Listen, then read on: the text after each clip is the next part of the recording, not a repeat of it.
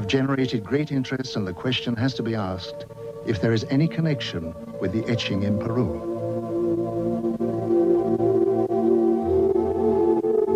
Ich kenne die Hopi-Indianer sehr gut. Sie leben heute in Arizona. Aber ihre alte Geschichte... I know the Hopi Indians very well. Today they live in Arizona. But their old traditions say that many, many thousands of years ago their home was in South America. And that at that time they were descended upon by extraterrestrial visitors called Kachinas. These Kachinas also saved the Hopi Indians when their continent threatened to sink. These heavenly beings, the Kachinas, were the teachers of the Hopi. And even today, the Hopi Indians make figures of the Kachinas for the younger generations, so that no one should forget the visit of their original teachers from outer space. And even today, the Hopi are convinced that one day the Kachinas will come again. In this connection, it's interesting that a short time ago I showed White Bear, one of the oldest members of the Hopi, pictures of the Maya cities Tikal and Palenque. He was beside himself with excitement and said, "We understand that. Our ancestors built that under the guidance of the Kachinas."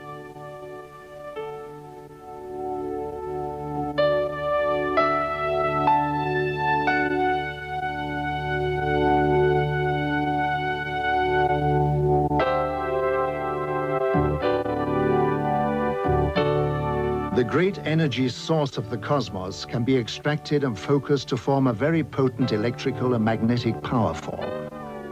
It is a power of great destructive potential, and the ability to control it can only be given to those of higher understanding and achievement. Such power sources were built into the Great Pyramids by another race thousands of years ago, when they needed recharging facilities for their spacecraft while on reconnaissance flights around the universe. The units were built within the protective framework of the pyramids to protect them from discovery. As the world focuses on the mystery of the Egyptian temples, our space probes have located similar strange pyramids on Mars.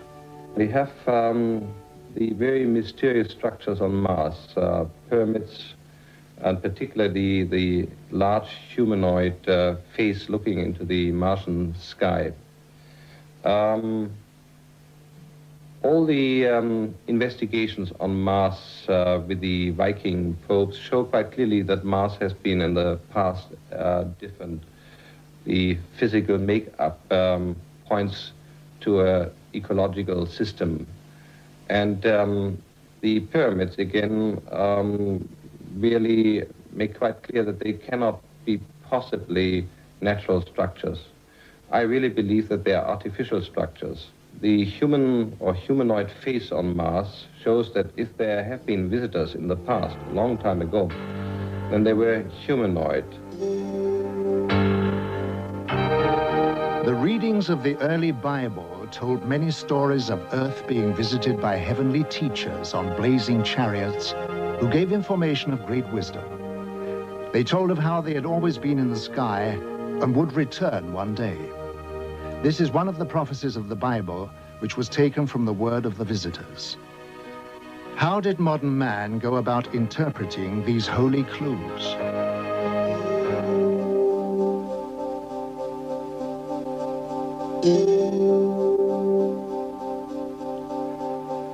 So we turned our faces towards the heavens, in the hope of finding a deeper understanding of ourselves, to participate in the quest for universal knowledge, and to hold out our hands in the search for possible cosmic neighbors.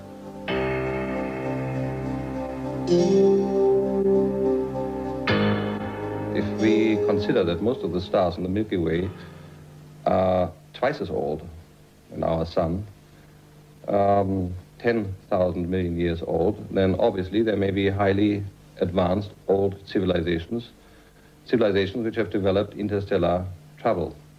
So my answer would be it is more than likely, not only possibly, but more than likely, that extraterrestrial visitors are traveling to other solar systems, other planetary systems. Thus, we really should expect extraterrestrial visitors in our solar system observing human civilization. As fantastic as this may seem, photographs of unknown flying craft, known as UFOs, have been taken around the world, captivating the public's attention for decades. This photograph was taken in 1978 in Brazil. This was photographed in Switzerland in 1975. These two UFOs were also photographed in Switzerland in 1975. This was taken in 1971 in Austria. This one was seen in 1987 in Canada. This UFO was photographed in Germany in 1977. This was taken in Colombia in 1971. This photograph of a shiny silver object was taken in North Charleston, South Carolina in 1980. Yet another photograph from Switzerland taken in 1975. This UFO with a cloud-like vapor was taken in 1974 in Denmark. This UFO was sighted in 1977 in Uruguay. A UFO in Indonesia, photographed in 1974. These three luminous flying objects were photographed in Barcelona, Spain in 1978. Every year, increasing numbers of UFO photographs are being taken by witnesses from around the world, giving growing evidence of extraterrestrial visitors. In 1946, George Adamski, a professor of philosophy, using his cine camera, took the first moving pictures of alien spacecraft. This film shows the strange flight pattern of these machines. This picture shows three balls beneath the craft serving as condensers for static electricity. This film, also taken by Adamski, shows a telemeter disc, described as being a very small but highly technical reconnaissance craft. Adamski was an amateur astronomer who had a 6-inch telescope on the slopes of Mount Palomar. In 1946, he observed a huge cigar-shaped UFO and was astounded to see many smaller UFOs emerge from the mother craft. He was able to take a series of photographs of this amazing sight.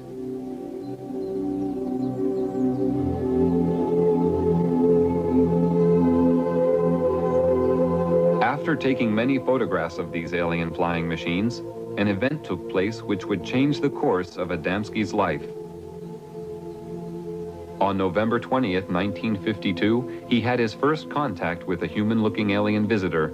Adamski was walking in a desert canyon in California when he came face-to-face with an extraterrestrial standing beside a landed spacecraft. The alien told Adamski that the meeting was not by accident and that he had come to give a message.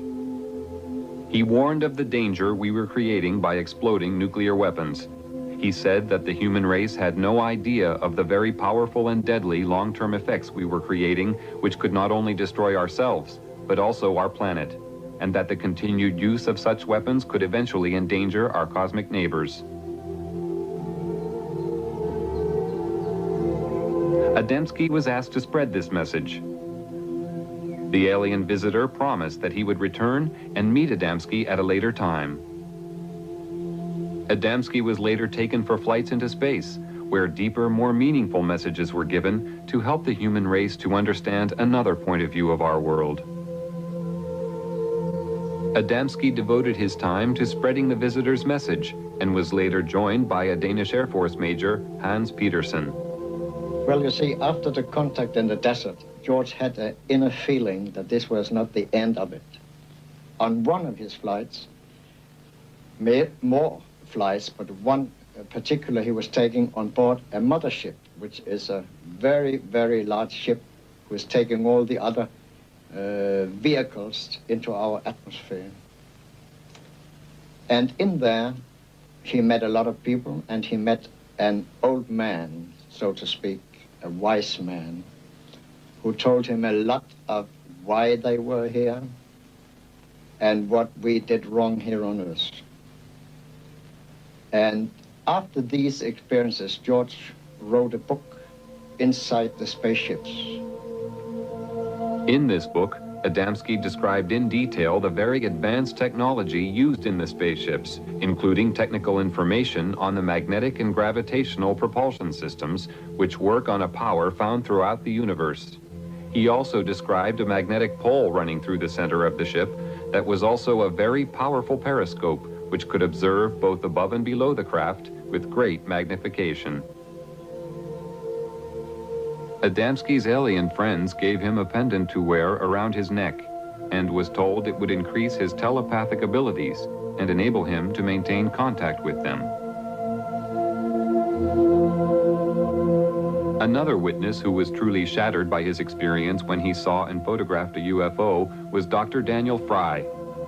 Dr. Fry was a rocket engineer and the head of a scientific team employed by the American government at the White Sands Missile Proving Grounds in New Mexico when he took these films and photographs.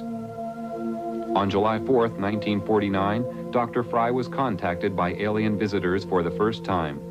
They informed him that mankind lives in danger of total self-destruction through means it had created itself, and that Earth technology was advancing faster than man's ability to control himself. He was told that peace was the automatic byproduct of understanding between man and race and race. Also that the understanding of fellow human beings was the key to building a united world. The most significant experience that I had is probably the finding out of the major purpose for this invasion, so to speak, was to keep this planet alive, that we're approaching an area of controversy which could result in the displacement of all humanity, because we had learned how to do that without learning how to get along with each other. When those among you responsible for your scientific achievements realize the significance of the destructive forces you are creating, only then will you understand that you are destroying your living planet, which is responsible for your very existence. We are here to advise, guide, and encourage you to turn your eyes towards the creation of a planet of peace and understanding, where your invention and universal ability coexist with the creative force of the cosmos. We are your brothers of the Galactic Federation, who wish only to have you by our side. We cannot join you until your thoughts turn from self-destruction to the eternal law of universal knowledge and understanding. We rushed outside, and there came a spaceship sailing, passing us, making a curve, going down south and coming in from the south, passing over our heads and disappearing to the north. And 1 hour later, it came back and passed in low altitude, and it passed the moon, which has come up meanwhile, so you could see it was an Adamski-type saucer. I've been so close to them. I have had the telemeter dish, the small flying saucers which are making reconnaissance within 75 meters, 2 of them. I have one being disintegrated on my terrace. I have seen flying saucers, the George Adamski type, within 200 meters in front of my car. I have seen 2 flying saucers land, both cases with my wife, so I had a witness. The founder of the German UFO Society, Carl Veit, is also a publisher of UFO books. For decades, he has published books written by contactees. Many years ago, he had the foresight to realize the value of the information. There were 12 of us sitting in the garden, and the pictures were shown by this television man. And I explained them again as well as I could.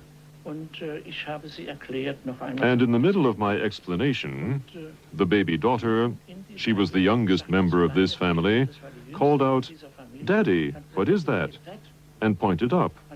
We were all looking at the screen, and then we also looked. And there, vertically above us, or nearly vertically, there was a wonderful large UFO, rather low. Of course, we were all amazed. We gazed up, we waved, and in a way gave thanks that they had come during the UFO lecture and wished to greet us, or to say, "Yes, we are here, the ones you're talking about." enttäuscht.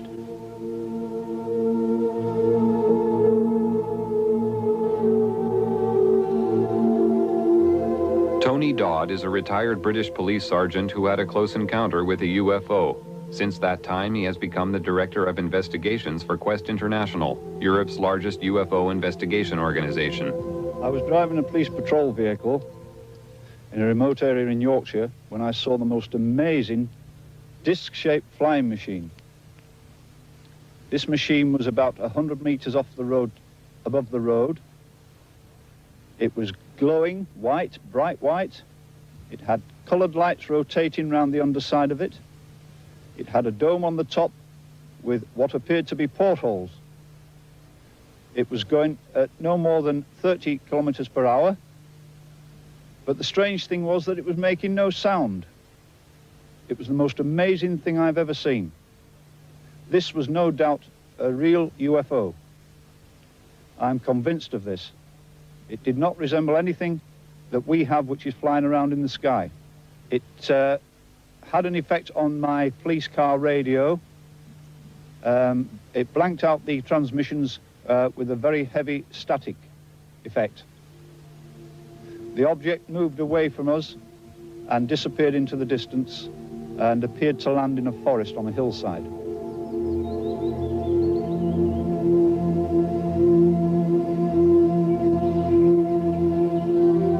George once told me that they work in all countries, all over the world. And they live among us, they have jobs.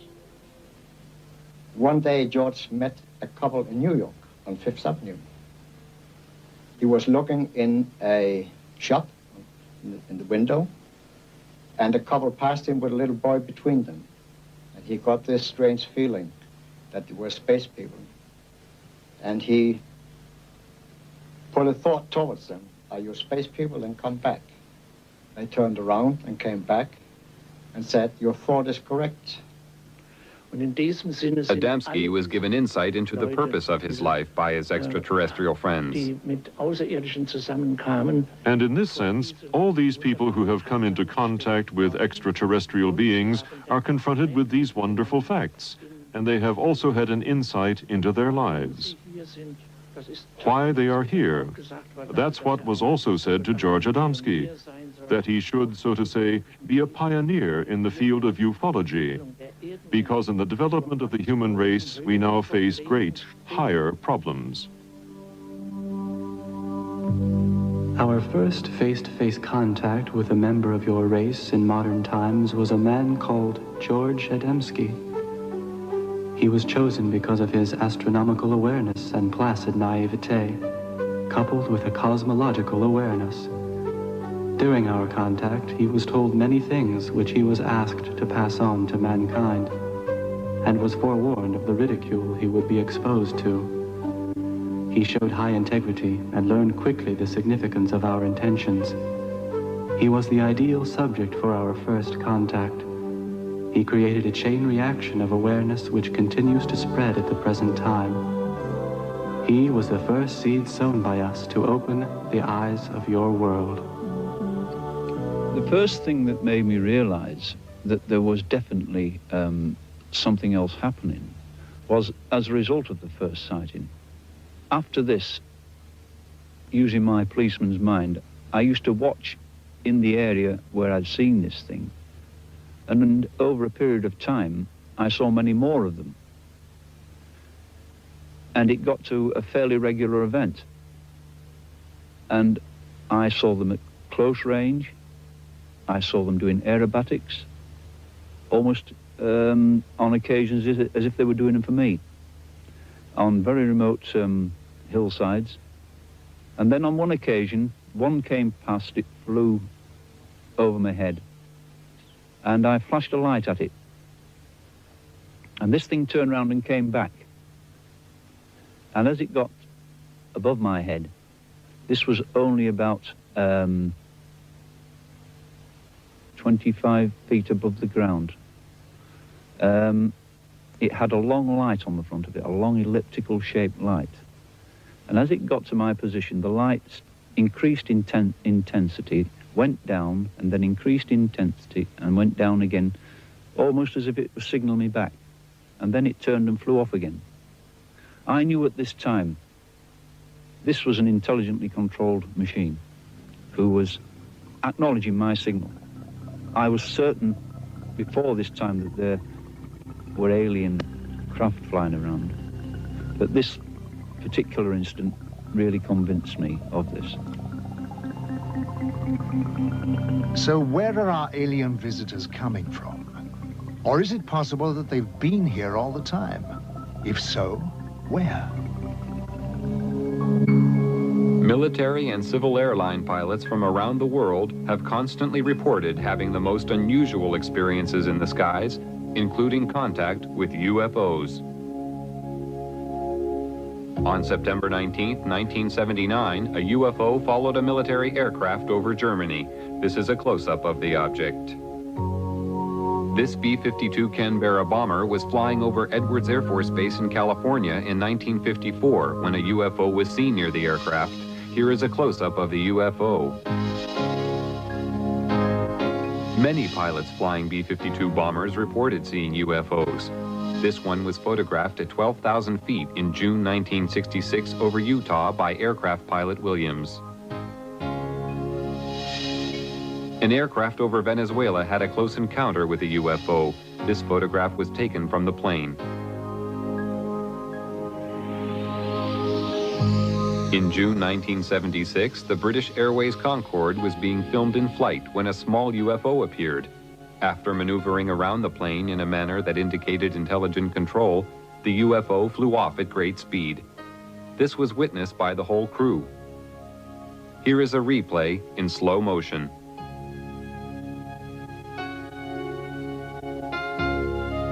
Of the hundreds of UFO sightings made by aircraft pilots every year, the most amazing one was filmed from a commercial airliner by passenger Gene Oldfield as the aircraft cruised at 9,000 feet over Stafford, England on April 2, 1966. The film clearly shows the ability of the craft to perform maneuvers and feats of acceleration far beyond our present comprehension. Here is the film again in slow motion. This was one of the early films taken of a UFO. The dramatic movement of the object showed rapid, almost instantaneous changes of speed and direction, which sparked intense curiosity and confusion among the public and scientific community. No earthly aircraft of the time could perform like this. While filming from a helicopter for the U.S. Navy on April 15, 1966, Lee Hansen, a professional photographer, shot these pictures of a flying object at Catalina Island, California. The craft, which had no wings or tail fins, was 30 feet in diameter and moving at approximately 150 miles per hour. No signs of a propulsion system were visible. This film, shot by James Waters in Colorado on July 23, 1963, shows a UFO moving across the sky at tremendous speed, followed by a second one. This is the same film at 1/12th speed. An analysis showed that no earthly aircraft could possibly fly so fast.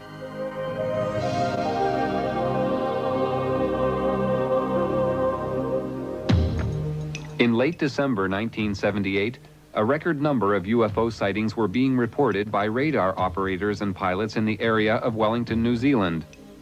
Just before midnight on December 30th, 1978, Quentin Fogarty, a reporter, and a television team took off in an Argosy aircraft to fly to Christchurch. Shortly after takeoff, Fogarty was informed by ground radar that they were being followed by several UFOs. During the 50-minute flight, UFOs were seen and filmed by the crew. The UFOs were described as having a luminous base and a transparent top. The objects were performing incredible aerobatics. This movement was captured on a single frame of film.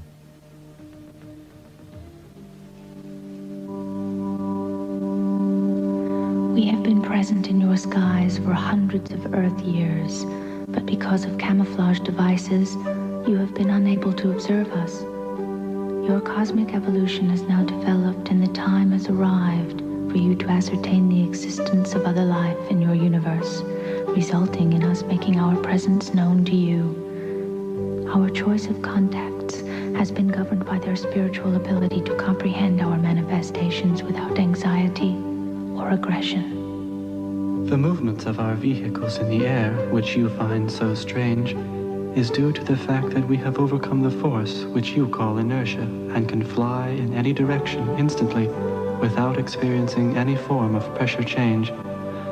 Our propulsion systems work on the principle of electromagnetism, where gravity is of no significance. The three spheres sometimes seen below our craft are our drive systems, but can be detached individually to function as surveillance probes. The magnetic pole within the axis of our craft has many functions.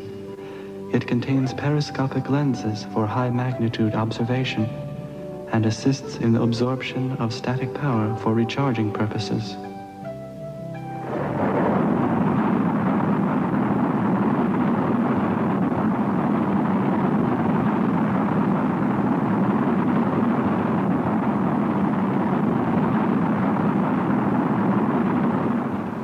It seems to me quite clear that a humanoid civilization will very likely try to find other humanoid civilizations in the Milky Way, if we just take the Milky Way as our place for travel.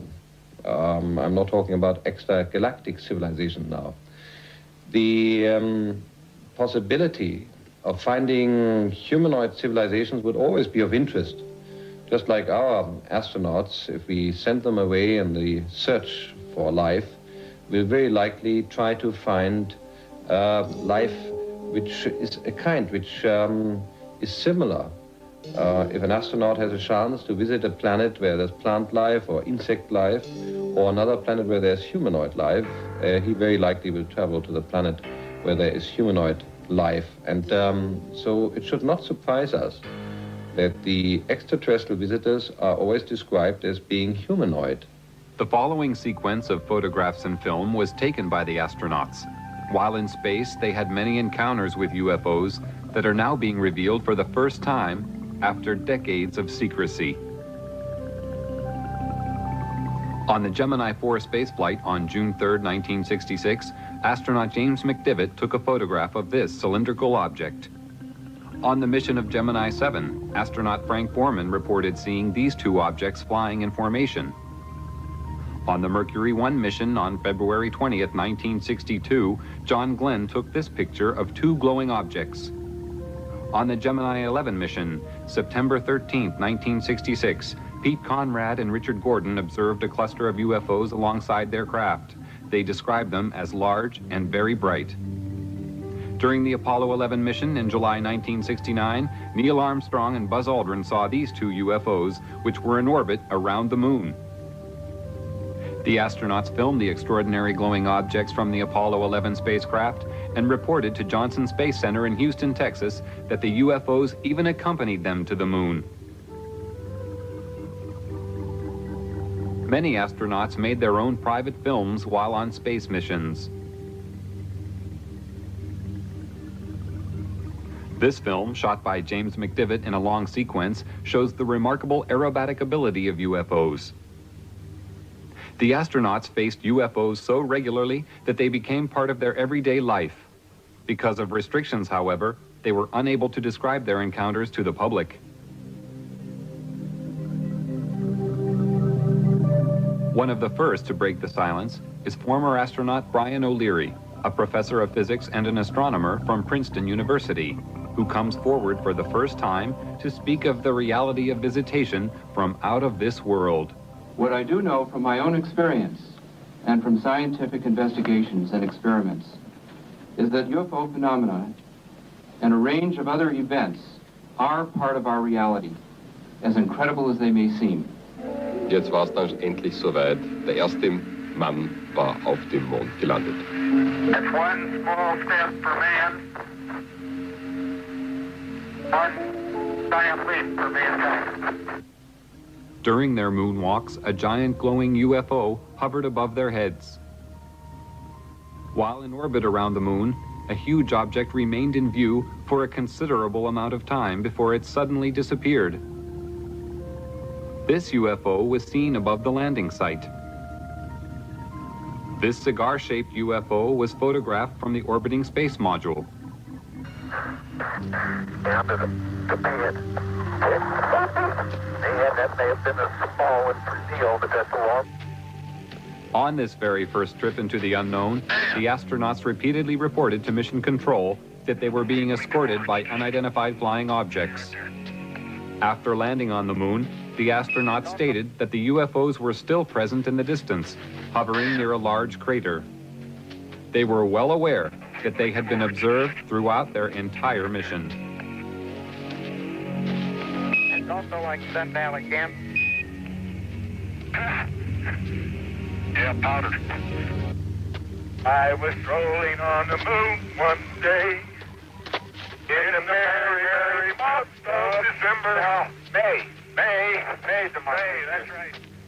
May is the year of the month. When, much to my surprise, a pair of lovely eyes. Hello, Orion. It's Houston. Hi there. We lost you for a while. Yeah, we sure did.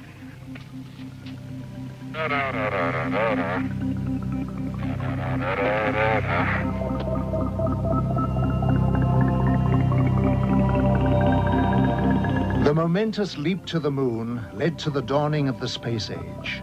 Space travel opened up endless opportunities for mankind to explore new frontiers. NASA's plans are already well underway for colonies to be developed on other planets, beginning with Mars. Enter the Earth's atmosphere, but on one rare occasion, this remarkable film was shot of such a ship flying at low level over Germany in 1980. The object was seen by other witnesses in a nearby village who reported seeing 3 smaller craft emerging from the larger one. They stated that the craft was at least 100 feet long. This film of a cigar-shaped mothership was taken in Rhode Island, America on June 3, 1967. The leaf effect motion of the ship is common with most sightings. Craft of this size and shape have been reported all over the world. This aerial photo was taken by Inaki Ozis while flying at 8,000 feet in February 1968. Probably the same cigar-shaped mothership was photographed in Texas 10 days later. Over the following few days, an object fitting a similar description was reported by various witnesses.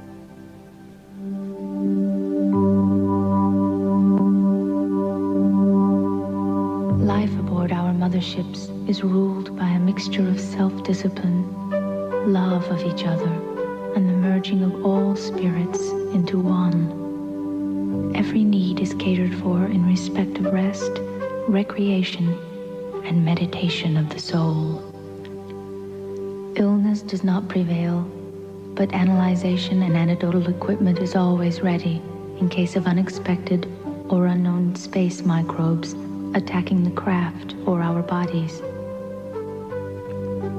Our food is comprised of a rotation of the many choices available on our own planet, but does not include the flesh of other life forms. We do occasionally take the fruit of certain organic trees and shrubs found on other planets, but only when they are known to be totally safe and pollution-free. Our water on the craft is produced by cosmic conversion. All byproducts are disposed of by the disintegration of the composite molecules. The psychological spirit of each of us is at one with the elements which surround us. And when we are at one with our universe, we are at peace. My personal views on UFOs are that these are alien-piloted vehicles. When I say alien, I mean alien to anything we know. That possibly they come from other worlds, but I think it's highly likely also that they come from other dimensions, other time spheres. And that there isn't one type of alien coming here. There are probably many of them, all from different areas. When people report these things, we get such a variety of things reported. So many shapes, so many forms. And this appears to cause the confusion. because there are such a variety of these things. But really speaking, if these things are visiting us from a whole host of different areas, one would expect them to be different forms, different machines. And I think this personally is the answer to it.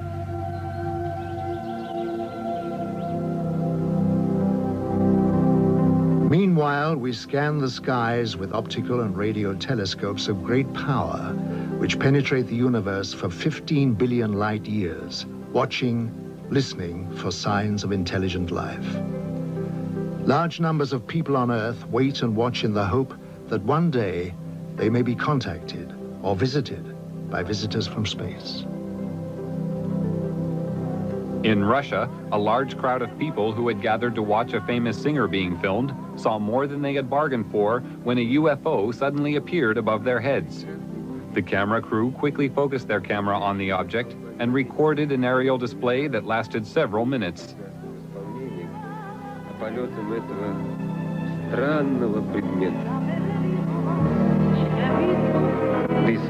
The crowd found this more intriguing than the singer. Even she eventually stopped singing to watch the UFO. Numerous UFOs are seen over Russia regularly. These balls of light are identical to those reported in Belgium and the rest of Europe in 1990, which attracted extensive attention on top military and civilian levels.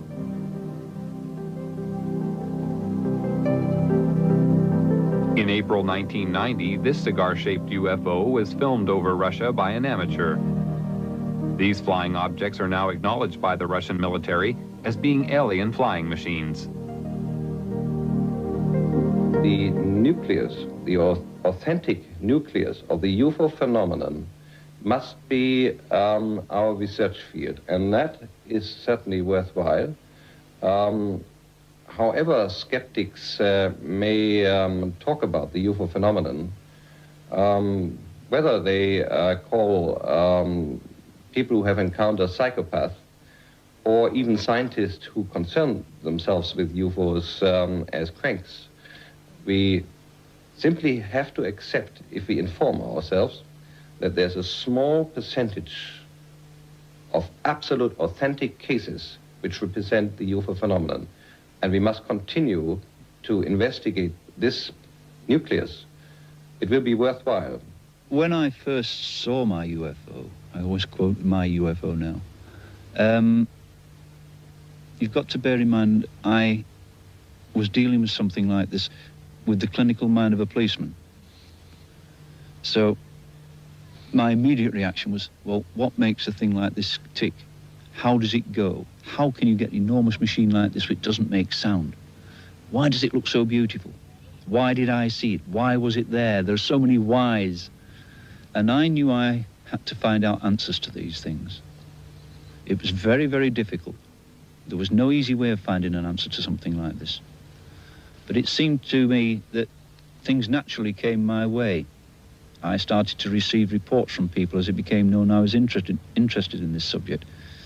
And then I had so many other incidents following this of close encounters. It was quite amazing, really, because these things seemed to know where I was, even when I wasn't on the initial hillsides where I found them. I had occasions when I would be driving down a country road, then suddenly one of these things would be in the sky, flying alongside me very close. And it was almost a cat and mouse game. And I had nothing but no fear. Never any fear, because there was never anything directed towards me which would indicate there was any hostility. And so I got a sort of affection for them.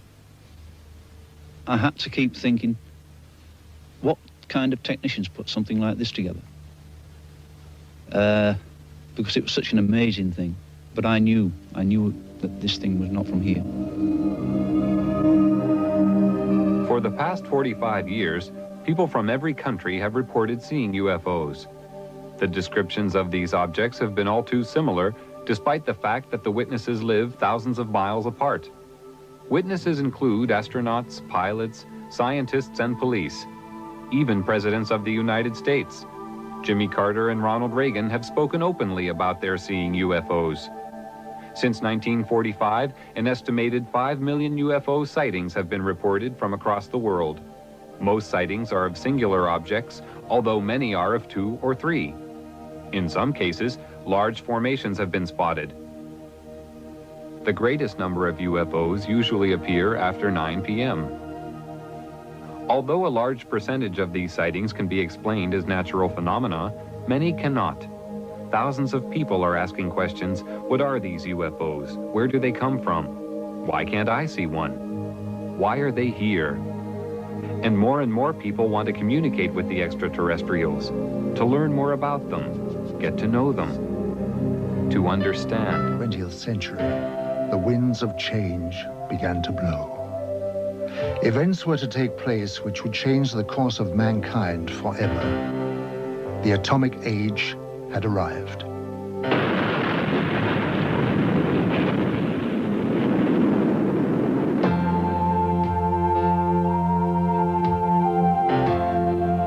As man detonated weapons of immense power, lights started to appear in the sky in a way that suggested that something was following the course of events. The shattering thought imposed itself that we were perhaps not the only inhabitants of the universe. Since the beginning of civilization, we had been watching the stars, never dreaming that they, in turn, might be watching us. History was about to change.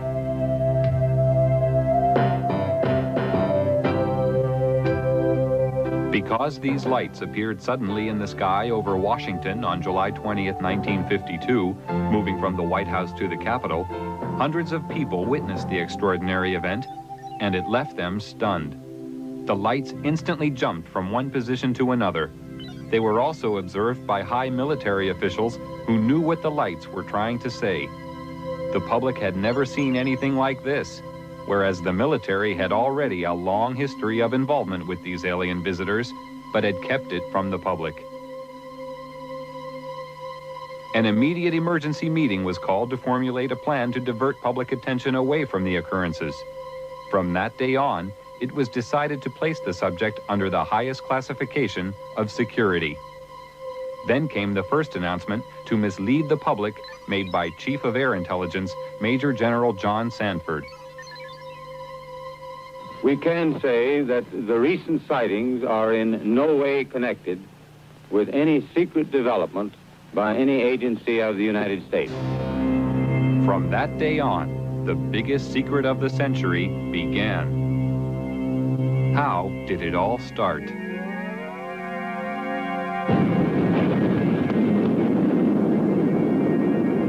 After the first atomic bomb was detonated, more tests were made of the effects on the environment and human subjects to gauge the degree of contamination unleashed.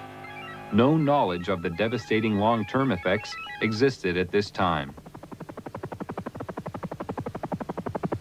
Here in New Mexico, an Army base close to a small town called Roswell became the focus of attention on July 2nd, 1947, when Bill Brazel, a farmer, found a crashed disc-shaped craft on his land. The military arrived on the scene and quickly isolated the spot when they found debris scattered over a wide area. They also found 4 dead humanoid alien bodies who had been ejected from the craft. Because of many recent UFO sightings by the military, they accepted the existence of visitors from outer space who obviously possessed a technology which was far beyond our understanding. Now, for the first time, they had tangible evidence and were eager to learn its secrets. Roswell was the home of the 509th Bomber Wing, the sole American atomic bomber group. Major Jesse Marcel, an Army intelligence officer, was engaged on the recovery operation and asked Walter Haut, the Army public relations officer, to prepare a story for the local newspaper. He told me to prepare a release with basically the information that he gave me over the phone. When it was done, to take it into community and hand deliver it to the 4 news media we had in Roswell at that time, which is what I did. The story was published in the local paper. The news was also prepared to be aired by the local radio, but Judd Roberts, the radio station manager, was warned not to broadcast it. Sorry. The question that we ran into is the very next morning, some friendly person, probably from Clinton Anderson's office, called us from Washington and said, we understand that you have some information, and we want to assure you that if you release it on this matter, because it's not supposed to be released, it's very possible that your license could be in jeopardy, and so we suggest that you not do it. And he said, when I mean in jeopardy, like maybe 3 days. Preparations were made at Roswell Army Base for the transport of the wreckage. Robert Shirkey witnessed the secret handling of the parts. They came in the front door, straight down the hallway, and right out onto the ramp to climb into the airplane. And these were the people that were carrying parts of the crashed flying saucer at that time, UFO today, that I got to see. And that was the only thing I got to see. And it was very short, very quick. Colonel Blanchard, in order to get out of their way, had backed into the doorway of the ops office. And I stepped up to him and I said, Colonel, turn sideways. I want to see too. On instructions from the Pentagon, Thomas Jefferson DuBose and General Ramey created a cover story saying the crashed object was a weather balloon. We used that in order to assuage the curiosity of the press. The wreckage was loaded back onto an aircraft and flown out under cover of great security and secrecy to Wright-Patterson Air Force Base. The pilot kept silent for several years, but informed his wife after the story appeared in a newspaper. I guess now that they're putting in the paper, I can tell you about this. I wanted to tell you for years. He said, I want you to read this article because it's a true story. And I not only know that it's true, but I'm the pilot who flew the wreckage of the UFO to Dayton, Ohio. Wright-Patterson Air Force Base was considered the most technologically advanced research center in the United States. The wreckage of the Roswell crash was dismantled for analysis. The matter was considered of such importance that the orders came directly from President Truman. Under the cover of the CIA, Truman created a group called Majestic 12 for dealing with and covering up all information about UFOs. President Truman gave the task of handling UFOs only to the highest-ranking generals. After the Roswell crash, a special group of scientists was formed and facilities built to be prepared to deal with any further UFO crashes which would occur. Wendell Stevens was a lieutenant colonel in technical intelligence in the U.S. Air Force and is now a UFO investigator. Now having an extraterrestrial vehicle and some bodies in their hands, didn't know when the next one would come down, where they came from, what they were going to do about it. There were a lot of unanswered questions. And the United States was in a turmoil at the time administratively because we were shifting from a war economy and a military-industrial command structure to a civilian structure. So the military was still dominant, and they wanted to keep control of this until they knew what was happening. So they created, and remember, General Marshall was our Secretary of State at the time. He was a five-star general. These people selected certain representatives from the military-industrial complex that they controlled, generals and admirals and certain scientists that worked with the military and worked with industrial planning. These men were designated as a task force to take charge of any event that followed. And one did. Almost a year later, on the 25th of March of 1978, the next one came down, 1948, the next one did crash, and it came down under observation by radar, so that we knew where it landed at the time that it struck the ground, and a helicopter was over it in less than an hour. It reported what it observed, and the plan generated by these people from the military-industrial complex after the Roswell crash was immediately put into place.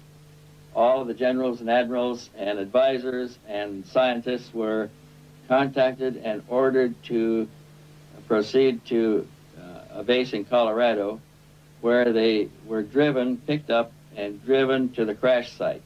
Now, all of these men have gone to the scene to see for themselves what an alien vehicle looks like, and they were going to advise General Marshall directly, who was controlling everything from remote position from telephones, on how to proceed. And when an operation is that big, you can't cover everything up. We discovered that the owner of the property where the vehicle came down was arrested in his house with his family, and they were kept in the house for 4 days, not allowed to go outside or anything. All the roads in the area were blocked, all access was closed. People that lived close enough to know something about it were kept in their houses.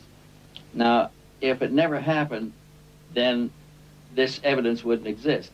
But now we are finding solid evidence that something strange did happen and that these events actually took place. Then we found people who observed the recovery of the craft from a distance, that saw the task force moving across off roads over country to a secure military facility at Los Alamos. And with these leads, we were able to turn up other witnesses, all of whom had been sworn to secrecy by their superiors at the time they participated in these events. And only a few of them would talk to us, and only on condition that they not be identified because of their vulnerability. What happens in a case of violation of security oaths of this nature, they could lose all pay and allowances due or ever to become due. They could be imprisoned. They could be fined a lot of things that none of them could stand.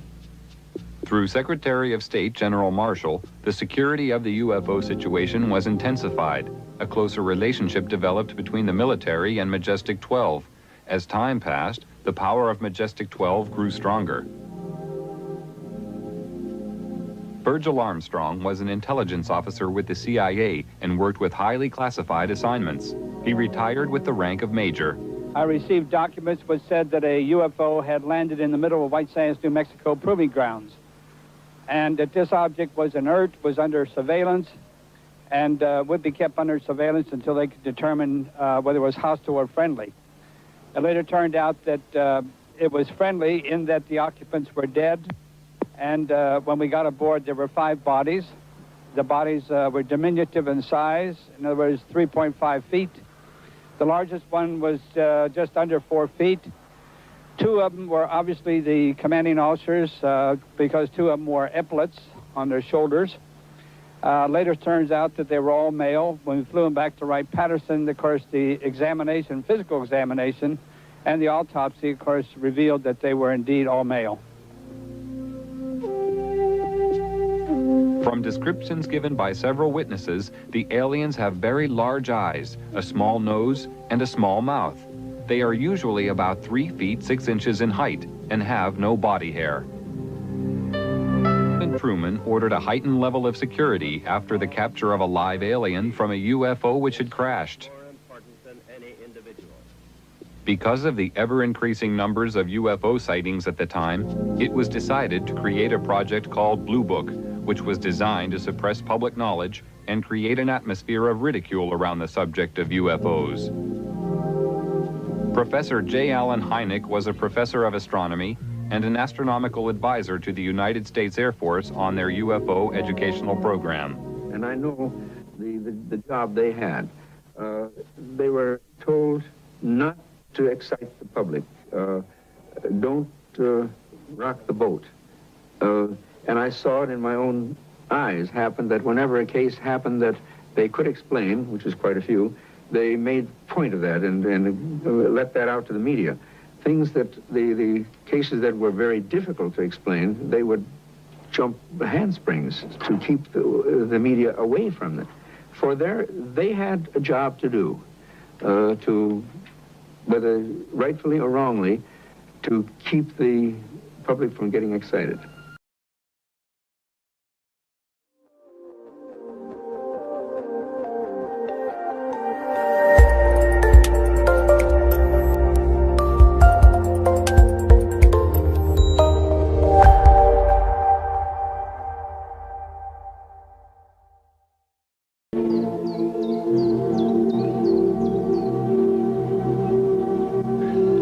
ancient Indians of Peru were a highly advanced civilization who lived thousands of years ago in the jungle of South America. Their traditions speak of visiting spaceman. At their reservations are the amazing Nazca lines, which are etched into the earth and which are acknowledged as being aircraft runways and landing sites. Artifacts of great age have been found which closely resemble aircraft of today.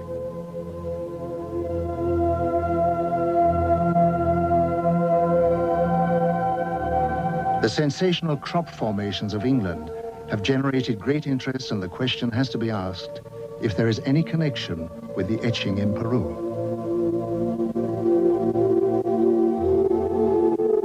Ich kenne die Hopi-Indianer sehr gut. Sie leben heute in Arizona. Aber ihre alte Geschichte. I know the Hopi Indians very well. Today they live in Arizona. But their old traditions say that many, many thousands of years ago their home was in South America. And that at that time they were descended upon by extraterrestrial visitors called Kachinas. These Kachinas also saved the Hopi Indians when their continent threatened to sink. These heavenly beings, the Kachinas, were the teachers of the Hopi. And even today, the Hopi Indians make figures of the Kachinas for the younger generations, so that no one should forget the visit of their original teachers from outer space. And even today, the Hopi are convinced that one day the Kachinas will come again. In this connection, it's interesting that a short time ago I showed White Bear, one of the oldest members of the Hopi, pictures of the Maya cities Tikal and Palenque. He was beside himself with excitement and said, "We understand that. Our ancestors built that under the guidance of the Kachinas."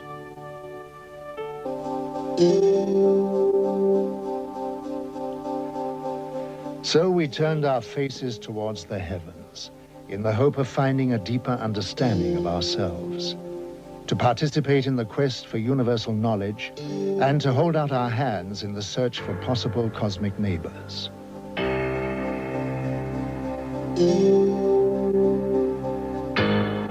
If we consider that most of the stars in the Milky Way are twice as old than our sun, 10,000 million years old, then obviously there may be highly advanced old civilizations which have developed interstellar travel. So my answer would be it is more than likely, not only possibly, but more than likely, that extraterrestrial visitors are traveling to other solar systems, other planetary systems. Thus, we really should expect extraterrestrial visitors in our solar system observing human civilization. As fantastic as this may seem, photographs of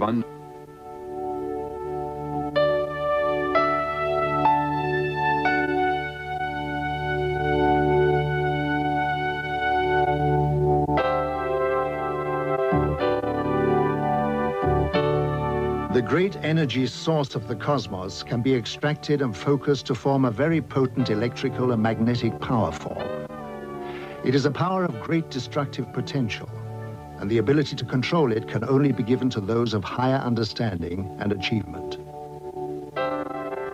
Such power sources were built into the Great Pyramids by another race thousands of years ago, when they needed recharging facilities for their spacecraft while on reconnaissance flights around the universe.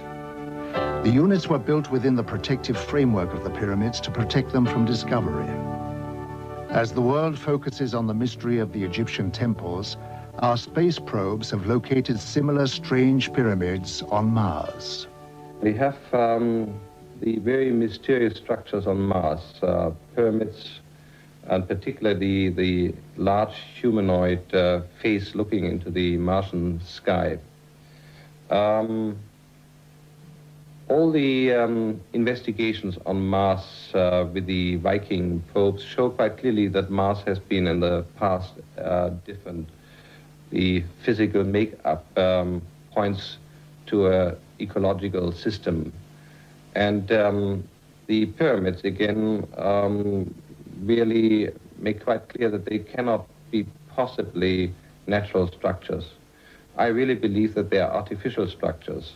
The human or humanoid face on Mars shows that if there have been visitors in the past, a long time ago, then they were humanoid. The readings of the early Bible told many stories of Earth being visited by heavenly teachers on blazing chariots who gave information of great wisdom. They told of how they had always been in the sky and would return one day. This is one of the prophecies of the Bible which was taken from the word of the visitors. How did modern man go about interpreting these holy clues?